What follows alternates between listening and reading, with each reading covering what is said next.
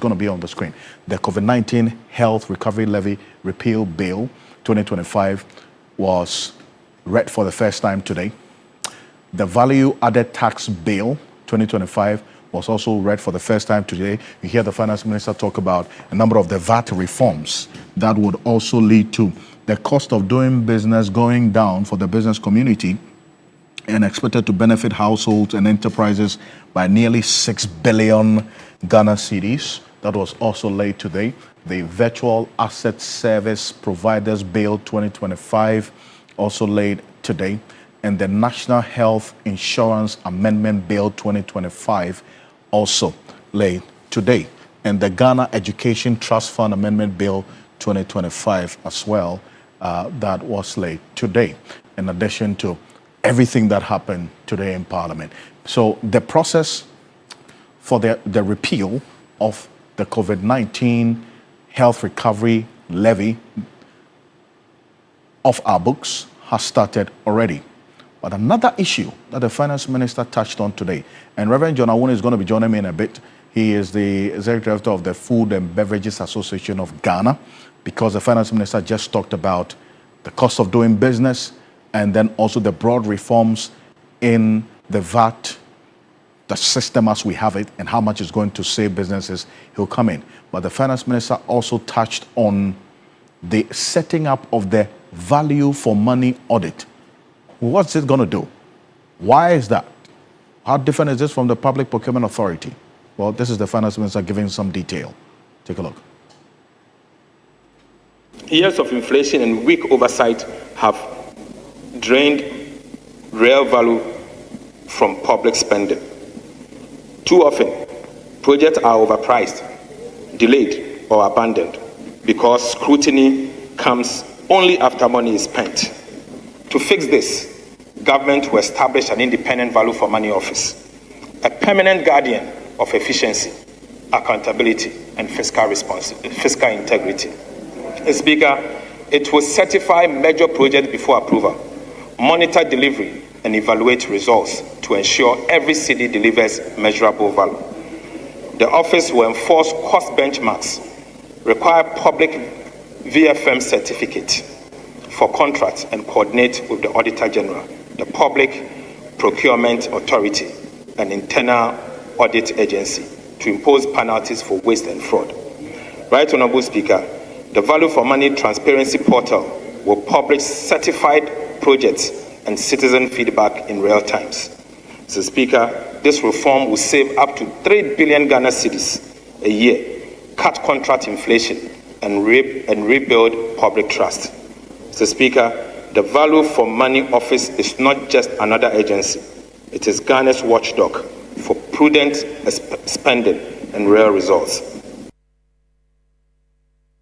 Well, that's the Finance Minister there. Reverend John Awuni is Executive Director of the Food and Beverages Association of Ghana. He's joining us on Zoom right now. Reverend, good evening. Thank you for joining us. Hi, good evening, Alfred, and good evening to your viewers.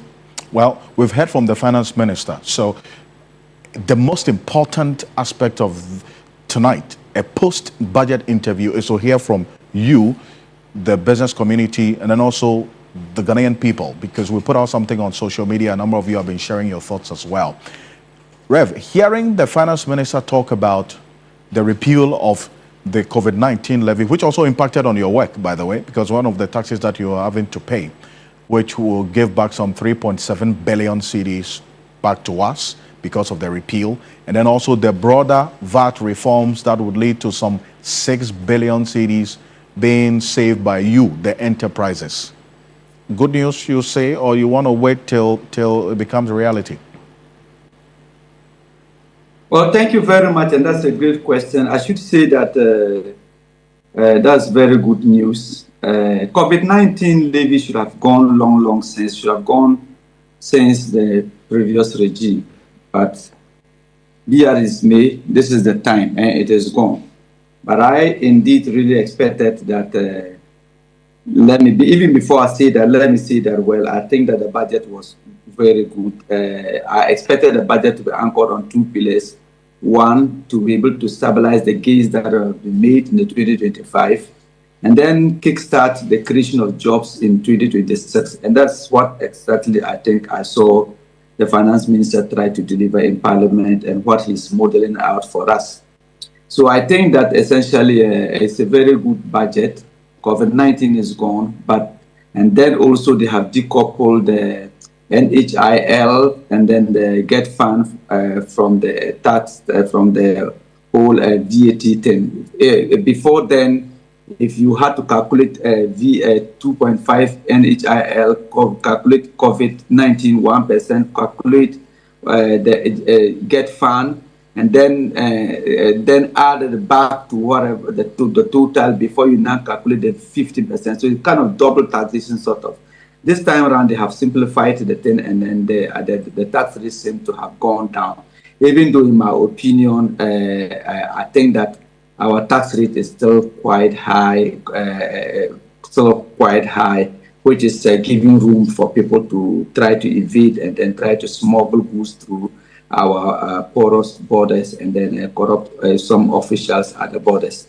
So essentially, I think that the tax rate moving forward, we should still look at ways by which we can remove certain nuisance taxes and then levies from the system and try to bring it down so that we can encourage more business at the Ghana ports, at the Tema ports, and in the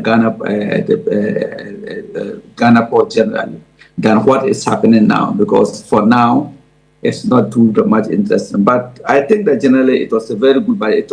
It appeared to be a forward-looking budget, a business kind of friendly budget. They have also identified the problem as we have been talking and I've talking about, that the private sector is the engine of growth and that they need to create jobs. And if they need to create jobs, it's not by government to recruit directly, but the private sector have to recruit. And if the private sector have to recruit, the demand have to be stimulated. And the budget seeks to stimulate demand. The budget seeks to create room for private sector to be able to work and then create the necessary jobs that the economy desires. And that's what I think, listening to the finance minister, I saw, even though I think that, well, these are just budgets. And so we are praying and hoping that the actuals will be the same, because essentially the examples that ECG through the public accounts for us, we hope that it will not turn out to be the same thing that we budget wanted. Unfortunately, do another thing. But I think that generally it's a very business budget.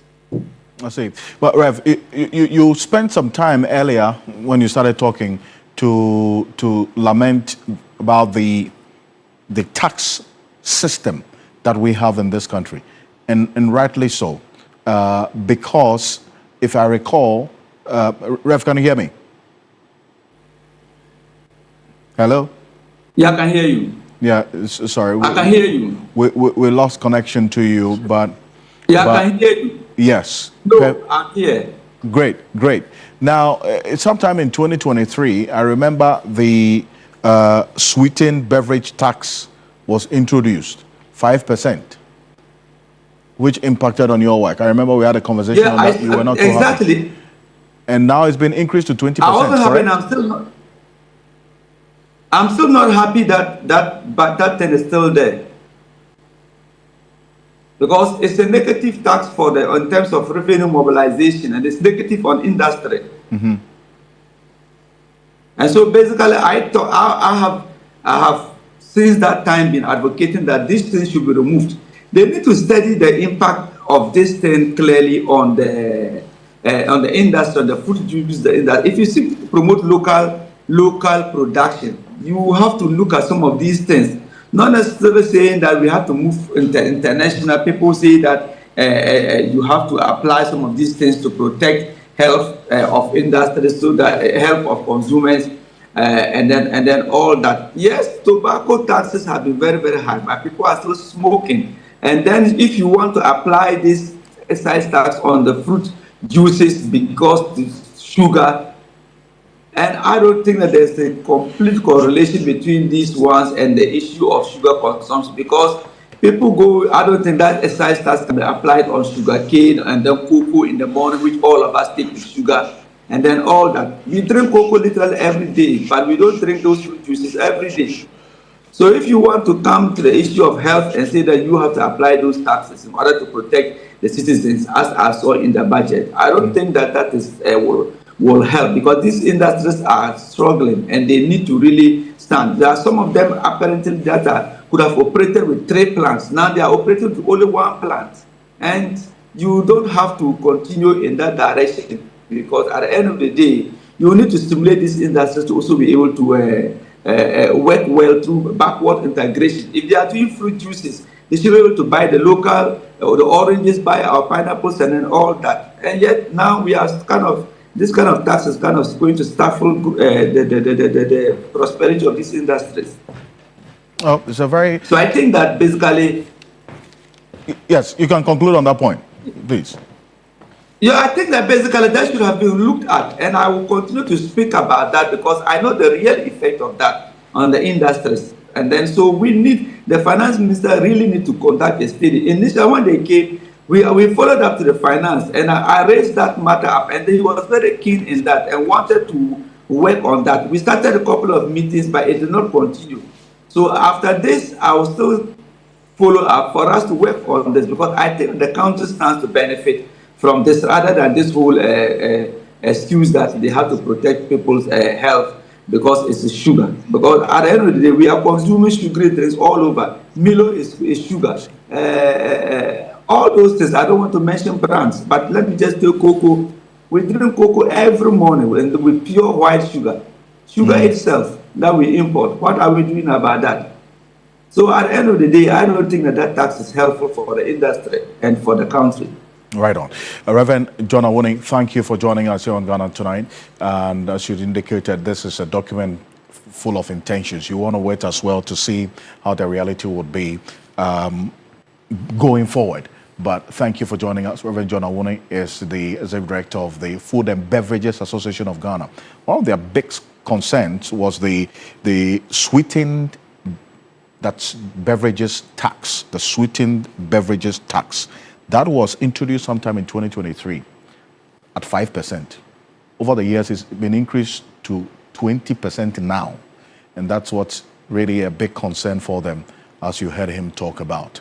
Now, Adam Senano is the co-chair of the Citizens Movement Against Corruption, is joining us as well. Mr. Senano, thank you very much for joining us. I earlier touched on the establishment of the Value for Money Office, an independent office for value for money.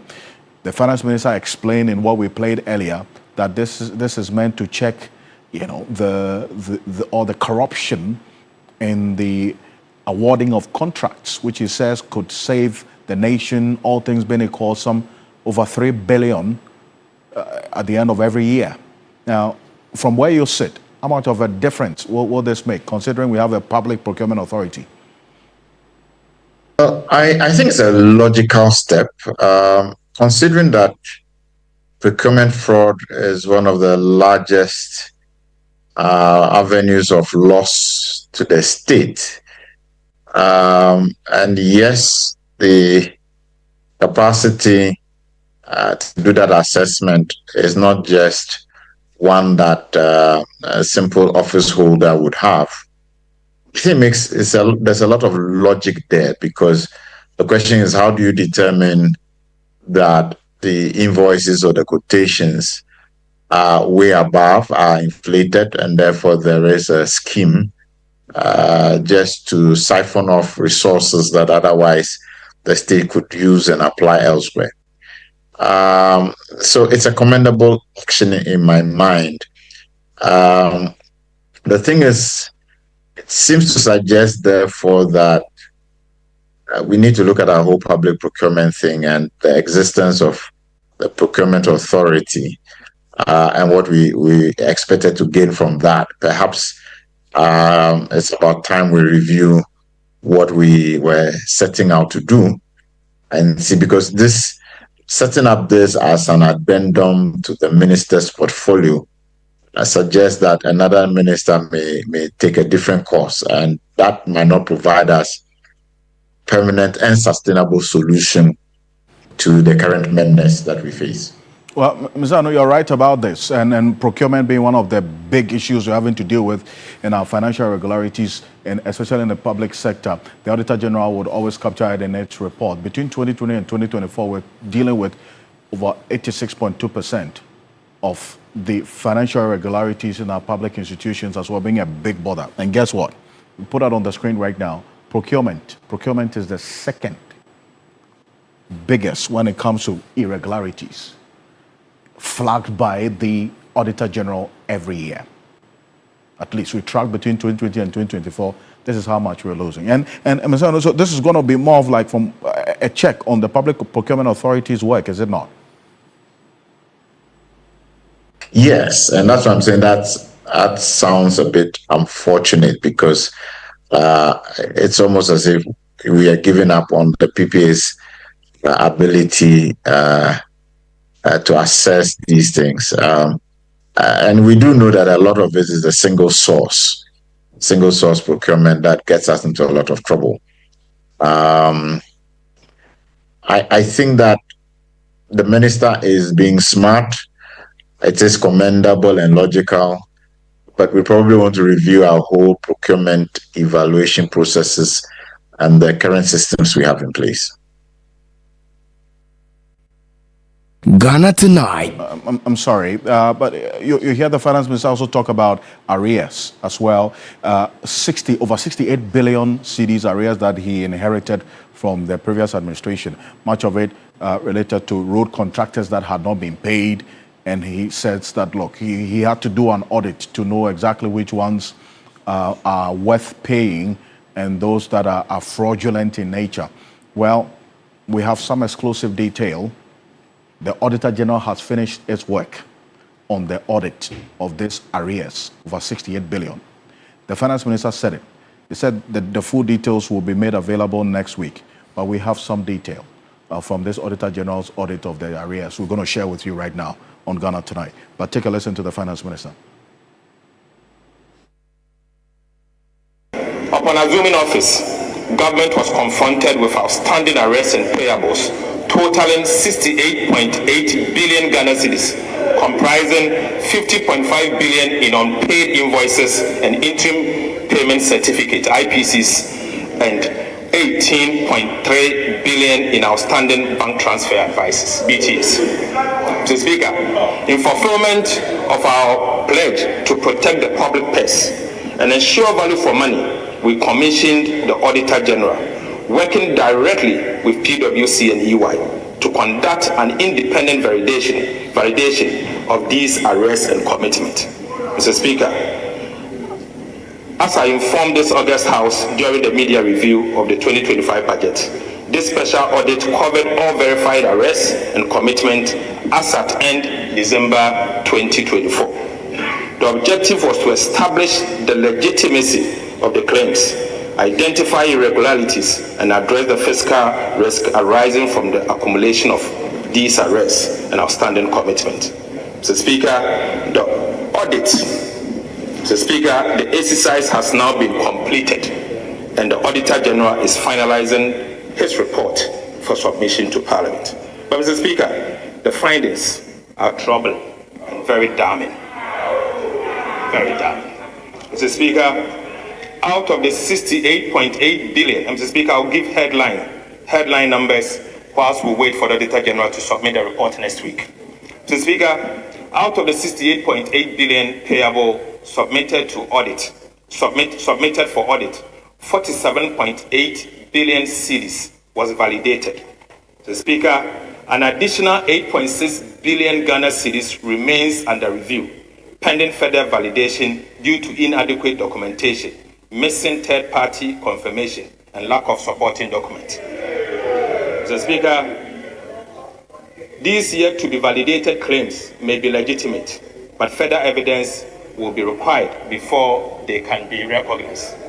But Right Honorable Speaker, about 10.4 billion Ghana cedis in claims were rejected. The Speaker, due to duplications, recycled IPCs, inflated invoices, falsified stores receipts advice, and instances of no work demanding money. Right, Honorable Speaker. Out of the rejected amount, about 1 billion Ghana cedis, comprising BTAs, bank transfer advices, that had already been processed by the Ministry of Finance and were ready for payment by the Controlling Accountant General and Bank of Ghana, were rejected.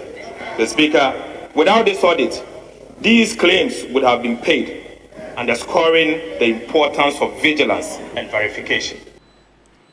Well, that's the finance minister there talking about the 68 billion cedis arrears that he inherited and breaking it down. The amounts after the Auditor General was commissioned by the finance minister to audit this 68 billion in arrears, which he was supposed to pay because the previous administration handed it over to him and said, you know what, we owe contractors this much, we owe some people who have done projects for government this much, so pay them. He says, Auditor General, look into it.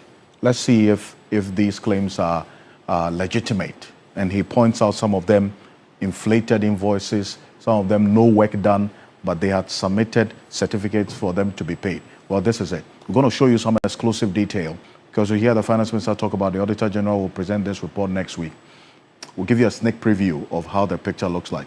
We'll put it on the screen right now. This is it. For the amounts that are pending he spoke about, let's flip to the rejected claims, okay? Agenda 111, see there, IPC, that's the interim payment certificate number 5 for the construction of hospitals in Impoho District, Impoho Western Region, Zone 2, Lot 3.2A. You see the contractor in there, and amount is over 6 million Ghana cedis. Then, and all of this, in fact, quite a number of the Agenda 111 projects claims were rejected from what we have seen. And then we also have the restructuring of the IPP's legacy debt payment as well. And then we see some of the amounts that have been rejected being judicial service, supply of vehicles, remodeling of the main entrance of the Supreme Court building. All of these monies submitted and some of these contractors have been rejected after the audit. Judicial service digitalization, that's the e-justice phase 2. Digitalization, e-justice phase 1. All of these projects, monies have been rejected as well after the audit.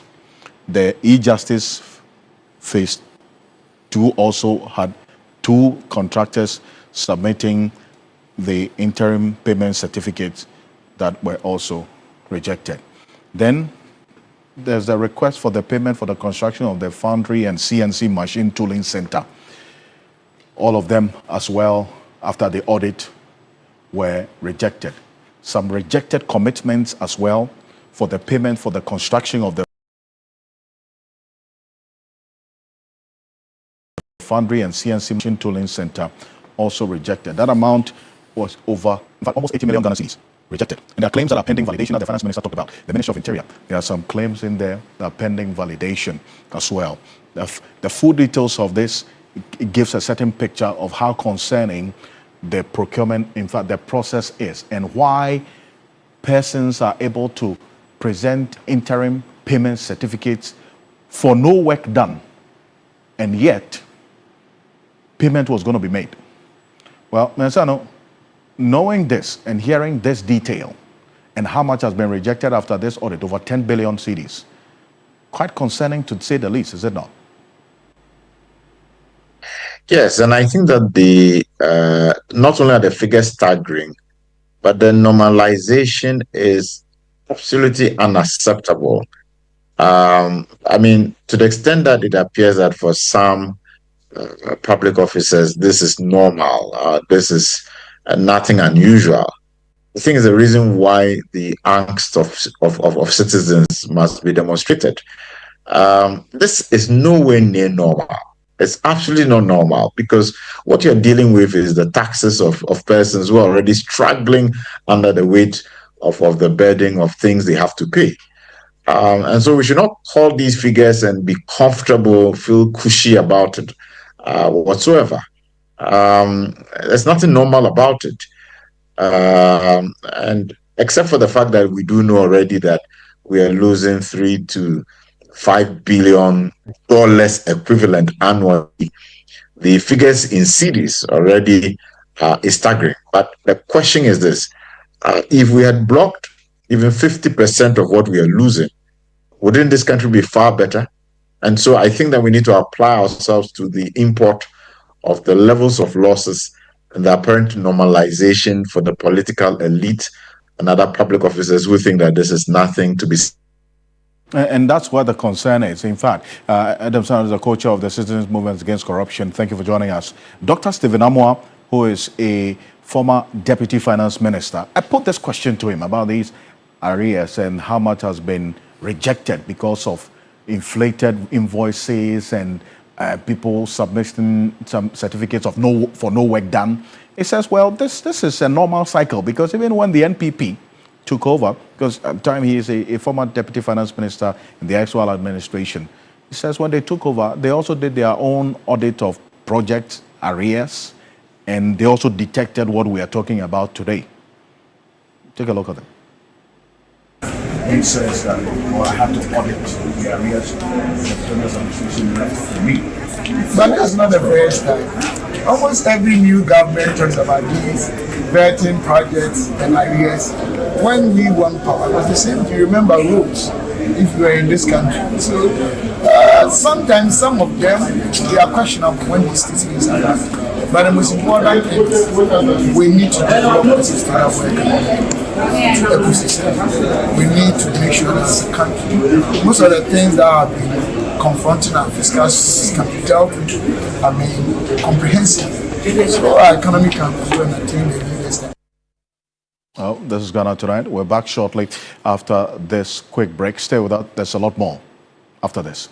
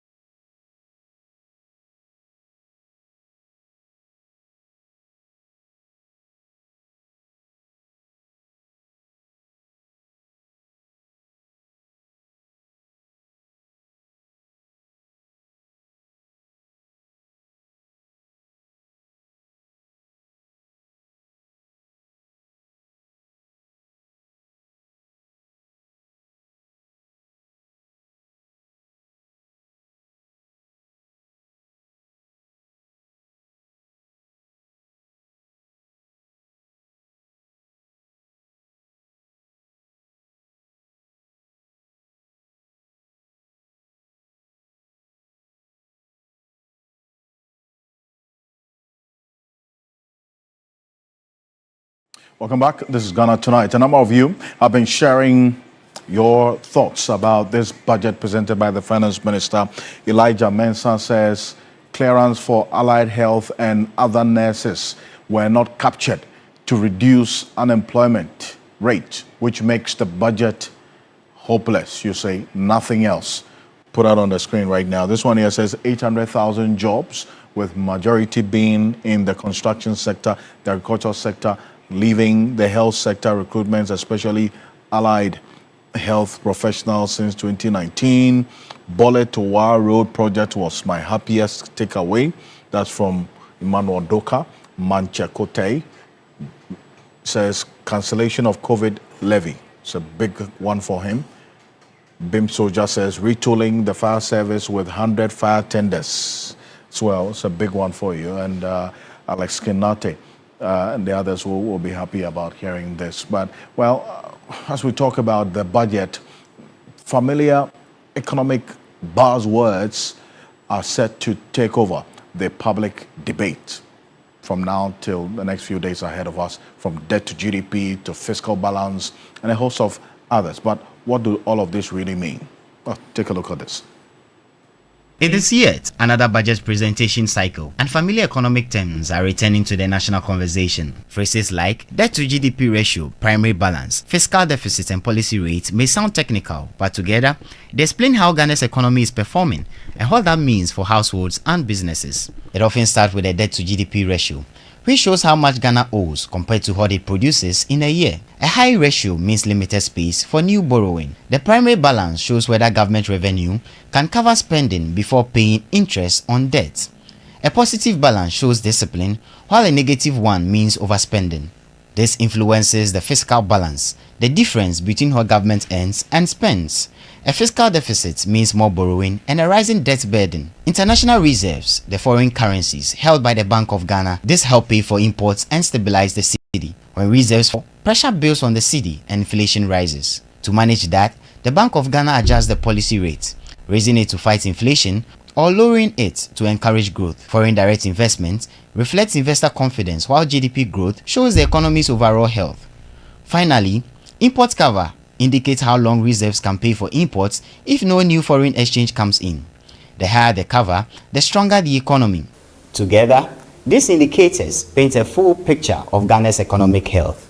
These figures reveal not just policies, but how well Ghana is managing its finances and preparing for growth.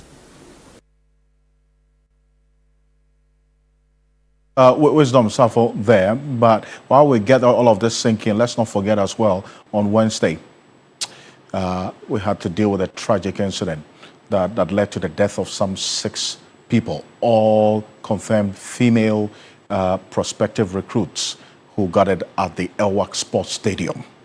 Well, one of them, today we visited the bereaved family of one of the 6 deceased persons. And this is what we found. She's the only daughter, or the only child, as a matter of fact, of her parents. Joseph Armstrong Godalogbe sent this through. Take a look.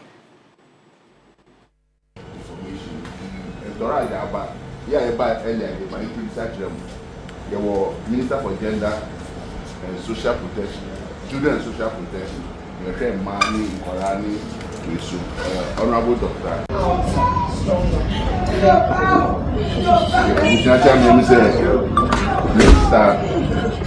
I know we are the bread solution here. No, motive. When you get them.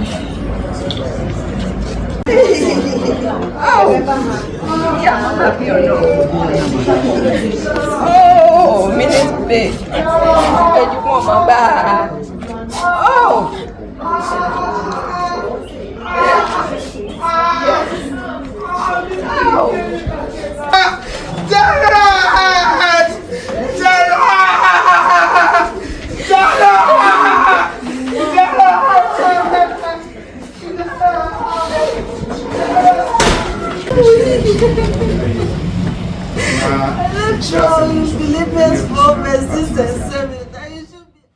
Well, that's the family of the late Elvon Amwati there. Dr. Victor Doke is a security analyst and is also with the Kofi Annan International Peacekeeping Training Center. Dr. Doke, now there's been the investigation that is going on now into this incident, and then also the proposal for a review of the process of a recruitment. First off, what do you want to see this investigating focus on? And then I would want you to end with the reforms. What exactly you want to see? Maybe quickly. Well, thank you very much, Alfred. I think with regards to the investigation, I think one, the components, by that I mean the respective individuals going to form that committee, I don't know of yet, but I think it should be one that is very experienced with regards to knowing in and out of emergencies such as this, or experienced officers who would, or have done a lot of work with regards to this particular incidents elsewhere or in the country. Apart from that, we could have some civilians who are also versed in this area, crowd control, emergency preparedness also in there. That is what I wish to see. But it should focus on, one, the causes of what happened, the causes, and then also whether there were preventive mechanisms also in place. Preventive mechanisms such as crowd control mechanisms, employing or reinforcing the personnel on the ground. Immediately they realized the numbers of the applicants had quadrupled or multiplied. And then also whether there were calls for assistance with regards to interagency collaboration, i.e., calling on the police service to come in with regards to, barricades or even personnel to assist with crowd control. What are the mechanisms, that are put in place with regards to this particular incident? So these are the three areas that I would want to see the investigations focus on. And then lastly, the security personnel on the ground itself. Were they personnel who have done this before? Were they new? What were the training or capacity given to them for this exercise itself? And then let's look at how they use themselves. The aspect of they coming in, realizing the gate was closed, and then they, having to climb up, gates open, the stampede. Let's look at what led to them, moving in like that. And I think it will bring to bear what we need to do with either sensitization, education, about how the populace, we ourselves will be able to respect rules, regulations, and then not take the law into our own hands or do certain things that will cause, events, sad events such as this. Well, troubling development indeed. I thank you so much, Dr. Victor Doke, for joining us here on Ghana Tonight. We do appreciate your time. On behalf of the rest of the team, we do thank you. Join us same time tomorrow for another conversation. The budget conversation continues here on TV3 on New Day tomorrow morning and on Sunrise on 3FM 92.7 as well. I am Alfred Ocansey. Have a good night. Ghana Tonight is brought to you by